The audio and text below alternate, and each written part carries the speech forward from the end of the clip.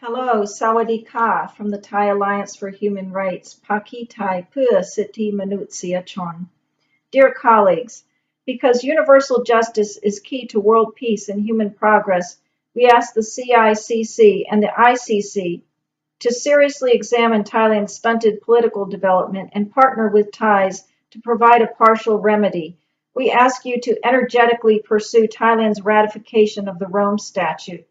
Gross human rights violations in Thailand are the product of decades-long political conflicts, the emergence of royal army dictatorship under the protection of a neo-absolute monarchy, led until very recently by the late King Bhumibol, and a corrupt justice system in which those with money or good connections, especially to royalty, are never held accountable for their crimes. The most egregious example of this unequal justice is Thailand's archaic lèse-majesty law, which makes it illegal for anyone to say anything negative about the king, queen, or heir apparent, even if it is true. This draconian law both sets up the conditions for crimes against humanity and protects the mass murderers afterwards. Royally endorsed military coups and mass killings of protesters are both endemic in Thailand for the reasons outlined above. For instance, October 6th of this year was the 40th anniversary of the massacre of 50 to 100 students at Thammasat University in 1976 by police, military, and a vigilante mob. Not only were the students butchered in various and unusual ways, but their dead bodies were desecrated and even raped. This crime against humanity took place in downtown Bangkok, and it was filmed from beginning to end, yet no one was ever prosecuted. The mob was worked into a frenzy by an accusation that the students had insulted the crown prince. The murders were never investigated because 3 of the vigilante groups were directly sponsored by King Bhumibol. Given Thailand's current addiction to coups, there have been 12 since 1932. Similar numbers of protesters were killed in the October 14, 1973 popular uprising, 77 deaths. The 1992 Black May uprising, 52 deaths. And most recently, in 2010, when red shirt protesters were cleared from the street, 100 deaths and over 2,000 injuries.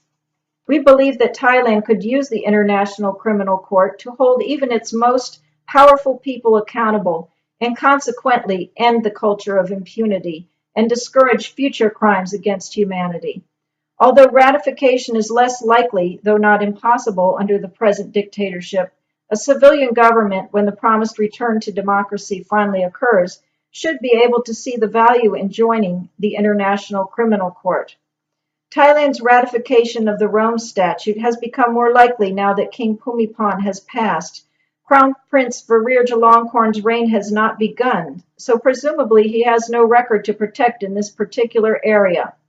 Given that many of the army officers now in power were on different occasions engaged in massacres of civilian protesters and human rights abuses that would probably qualify as crimes against humanity, they will be relieved to learn that the International Criminal Court is prevented from retroactively investigating incidents prior to ratification.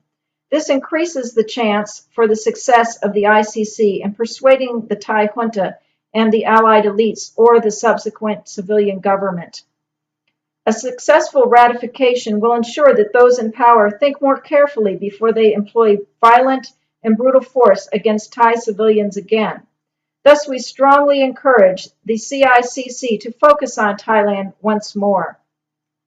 However, suppression and human rights violations will more than likely continue to take place in the near future because the dictatorial generals and their allies in the former king's network need to cling on to power without any threat from resentful dissidents.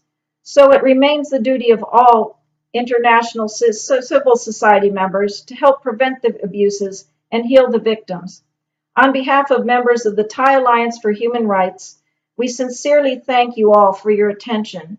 We are ready to help you with the mission of making justice prevail globally and of holding all criminals accountable. Most sincerely, Ms. Anne Norman, Executive Director, Dr. Sinay Tinson, Chairman of the Board of Directors, and Mr. Anek Chaichanat, Chairman of the Board of Advisors of the Thai Alliance for Human Rights. Thank you very much.